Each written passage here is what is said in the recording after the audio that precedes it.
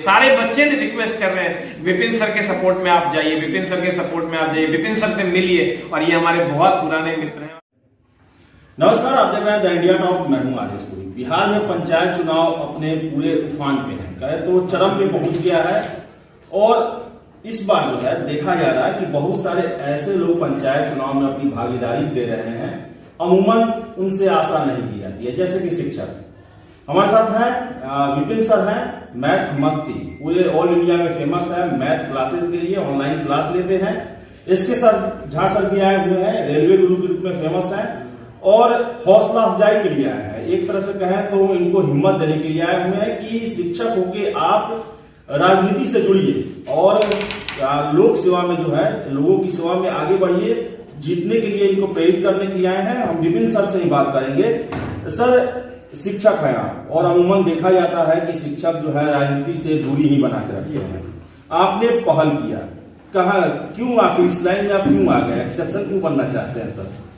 उसी विचारधारा को बदलना है सर कि जो लोग ये सोचते थे कि पढ़े लिखे लोग, साफ सुथरे लोग को राजनीति में नहीं आना चाहिए, राजनीति बड़ा गंदा क्षेत्र होता है, एमे डॉन माफिया, लड़ाई झगड़ा, ठेकेदार मारपीट करे वाला, दारू गंजा वाला सब रहता है तो ठीक रहता है, क्योंकि तनी झंझटिया क्षेत्र है ये सब, नहीं तो शिक्षक को आना चाहिए।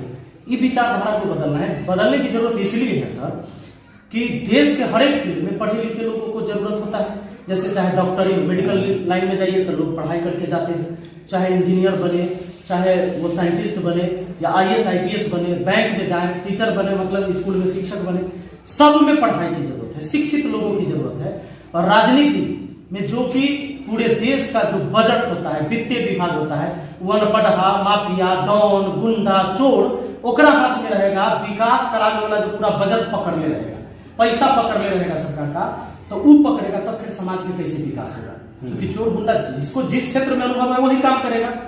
तो इसीलिए हम लोग चाहते हैं कि अब जितने भी पढ़े लिखे लोग हैं, नौजवान हैं, लड़का लड़की, सब राजनीति में भी उसी तरह हिस्सा ले जिस तरह हम लोग बाकी फील्ड में हिस्सा लेते हैं। चाहे स्कूल के क्षेत्र में, मेडिकल के क्षेत्र में, किधर भी आप जाते हैं, उसी तरह राजनीति में भी आइए, तब जाके देश का विकास होगा। सर, एक जनरल परसेप्शन बना हुआ लोगों के बीच में कि जो पढ़े लिखे लोग हैं या फिर उच्च विचार वाले हैं, उनको ग्रामीण लोग एक्सेप्ट नहीं कर पाते। वो कहते हैं कि हमारे बीच का नहीं है। कैसे आप कॉन्फिडेंस दिलाइएगा कि मैं आपके बीच में टिक के रहने वाला हूं और पंचायत का जो पहले से चला आ रहा है विकास, उसमें पूरी तरह से परिवर्तन करने वाला हूं, जो सही मायने में विकास होगा?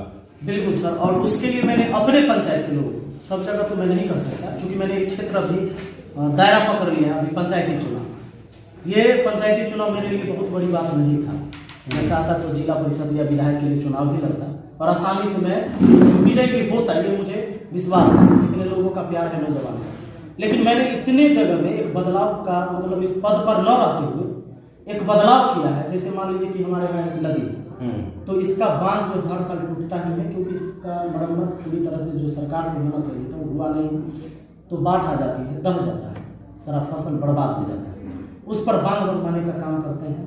दूसरा चीज है, एक एम्बुलेंस मैंने अभी खरीद कर दिया है, इसीलिए कि ये गांव है सर, और यहाँ से अगर पटना आपको जाना होगा, इमरजेंसी केस आ गया, तो रात में भी अगर किसी गाड़ी वाले को भाड़ा के लिए बात करिएगा तो कहेगा 3000 4000 ये किराया लेंगे। और गरीब आदमी है, वो हो सकता है वहां से 4000 में इलाज करवा के आ जाता, लेकिन 4000 पूरा भाड़े में लग जाता। उसके लिए मैंने एम्बुलेंस खरीद के दिया है कि खाली तेल डलवाइए, पटना का 1000, हाजीपुर के 500, ड्राइवर मेरा, गाड़ी मेरा, और एम्बुलेंस दिए हुए हैं कि जाइए आदमी जाए इलाज करा के। अगर एम्बुलेंस नहीं है उस समय उपलब्ध तो हमारे पास 2 गाड़ी और है।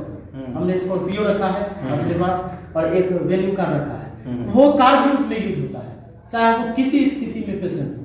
तो वो मैंने समाज में एक बदलाव लाने का प्रयास किया है। इससे क्या होता है कि देखा देखी लोगों में भी इच्छा होती है कि भाई हम भी कुछ करें, जितना ही हम सक्षम है।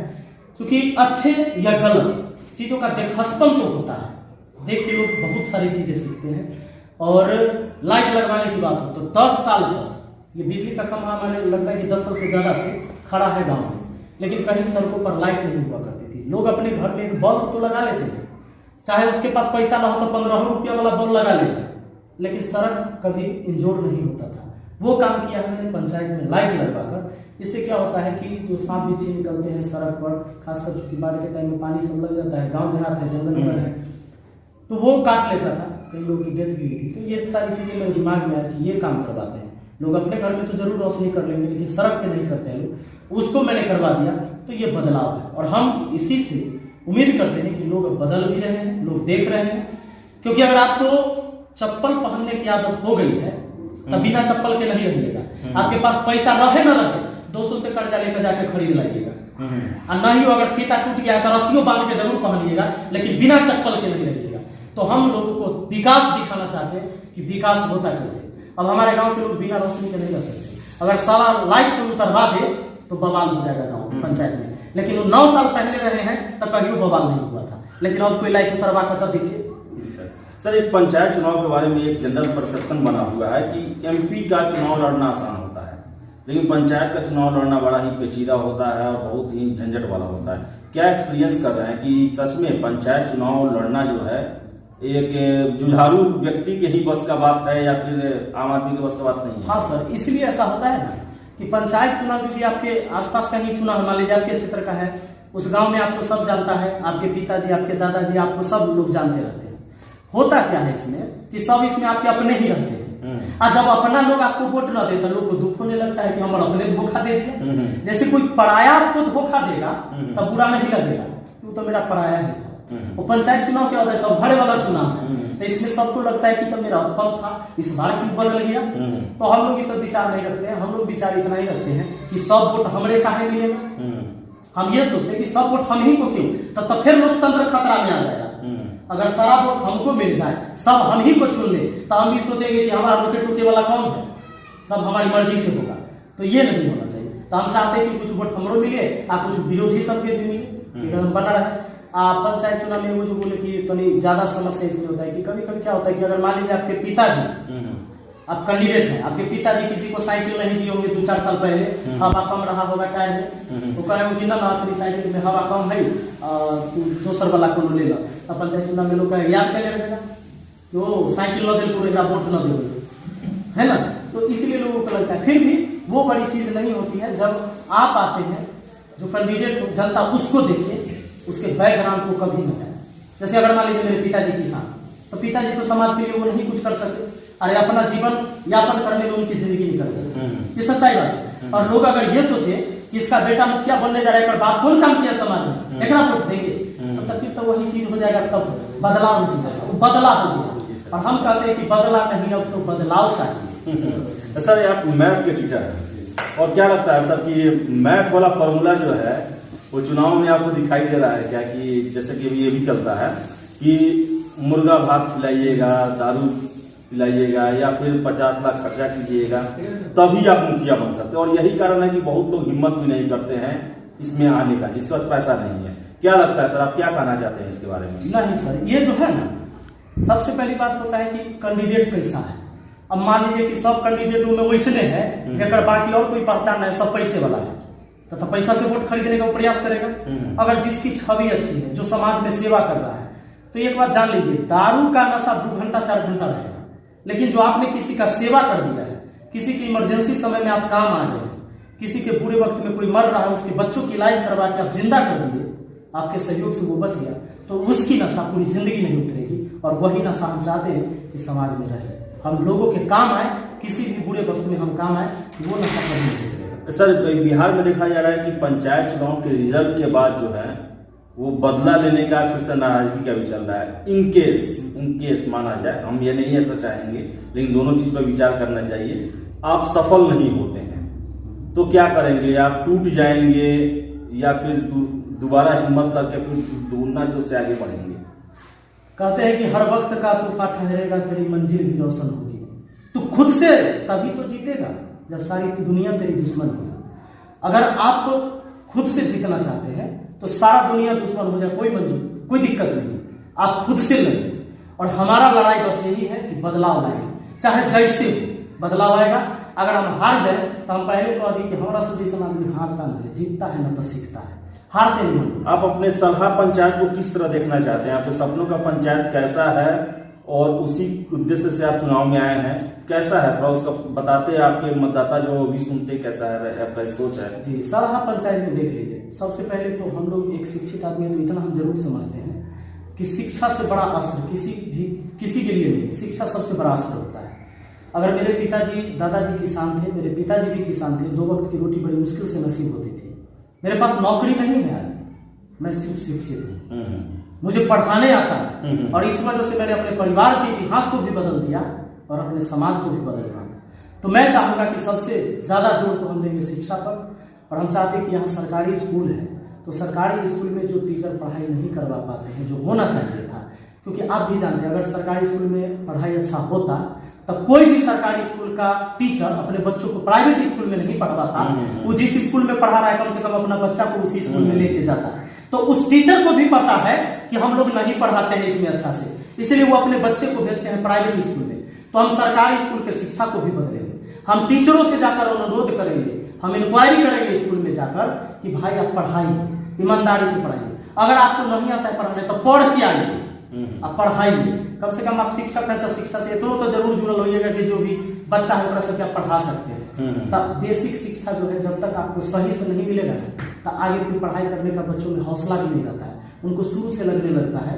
जैसे दूसरा तीसरा चौथा पांचवा तक के बच्चों को अगर आपको उसको समझ में नहीं आया उस टाइम की चीजें उसकी पढ़ाई, तो उसको लगने लगता है कि भाई हम बहुत कमजोर है, और 10वां तक जाते जाते वो हिम्मत तोड़ देता है, उसको लगता है कि इससे अच्छा है कि अब तो 10वां तक पढ़ लिए जाते हैं अपना मजदूरी करेंगे, फैक्ट्री में चल गए। बिहार से तो पलायन होते ही रहता है, नहीं करती इतना ज्यादा।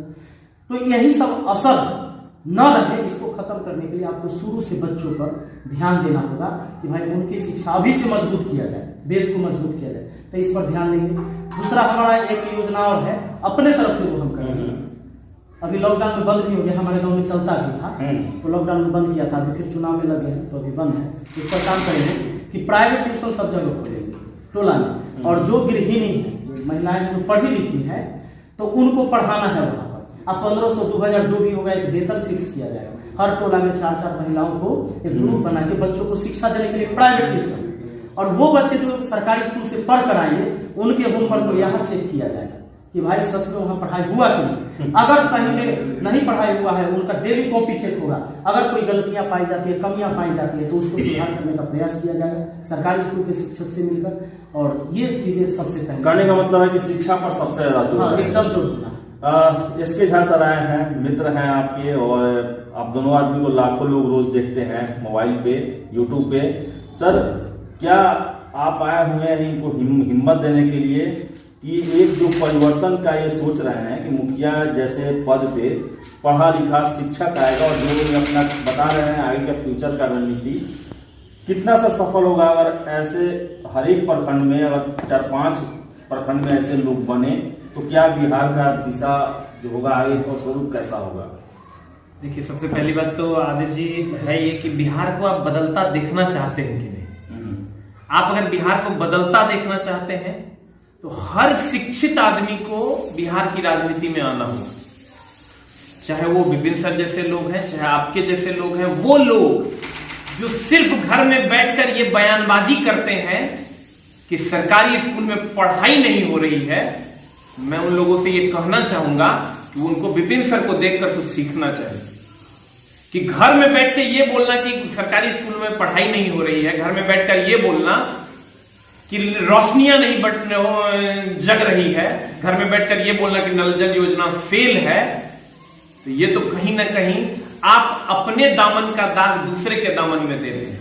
आपको जगना होगा। आपको अगर इस बिहार को बदलता देखना है, अगर आप बिहार की भूमि से, आप अपनी भूमि से प्यार करते हैं, तो आपको अपनी भूमि पर आना होगा और उसके बदलाव के लिए कदम जगाना होगा। कि अभी एक बड़ा अच्छा बात बोले कि अगर आपको विकास का आदत लग जाएगा ना, तो फिर अगर आपको रोशनी की आदत लग जाएगी तो फिर आपको अंधेरे में मन नहीं लगेगा।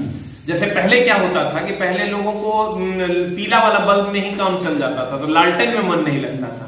अब एलईडी आ गया तो लोगों को पीला वाला बल्ब में मन नहीं लगता, तो वही एलईडी है समाज के हमारे विपिन सर। ये एलईडी अब जल चुका है, तो समाज को दूसरे चीजों में मन नहीं लगेगा, और यही बदलता हुआ बिहार हम देखना चाहते हैं। बड़ा अच्छा लगा, आज मैंने सभी बच्चों को कहा कि बच्चे आज हम तुमको नहीं पढ़ा पाएंगे, क्योंकि आज जो सपना, जो बातें जो हम लोग करते हैं, आज उसको हमें जाकर देखने का मौका मिल रहा है और ये मौका हम नहीं छोड़ सकते। तो बच्चों ने भी कहा नहीं नहीं सर आप जाइए, सारे बच्चे ने रिक्वेस्ट कर रहे हैं विपिन सर के सपोर्ट में आप जाइए, विपिन सर के सपोर्ट में आप जाइए, विपिन सर से मिलिए। और ये हमारे बहुत पुराने मित्र हैं और सबसे बड़ी बात की एक ऐसा आदमी जो लगता है जेन्युइन है। हम पहली बार जब इनके बारे में जब हम सुनते थे तो हमको लगता था हो ये आदमी की करता है, लेकिन बाद में इनसे देखने को मिला, हमको सीखने को मिला यार कैसे दिल में बसा जाता है।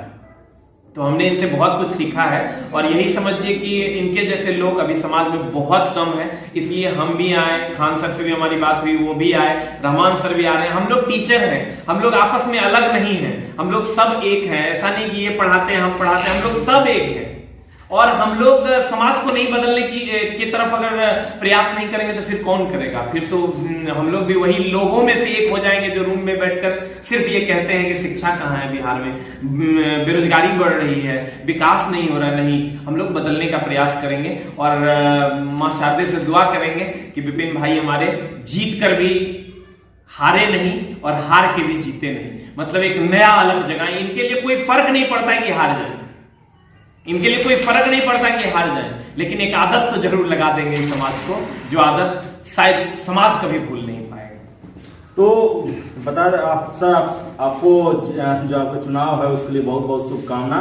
और हम आशा करते हैं कि ऐसे लोग और ऐसे सोच के साथ, दूरदर्शी सोच के साथ पंचायत चुनाव में आए।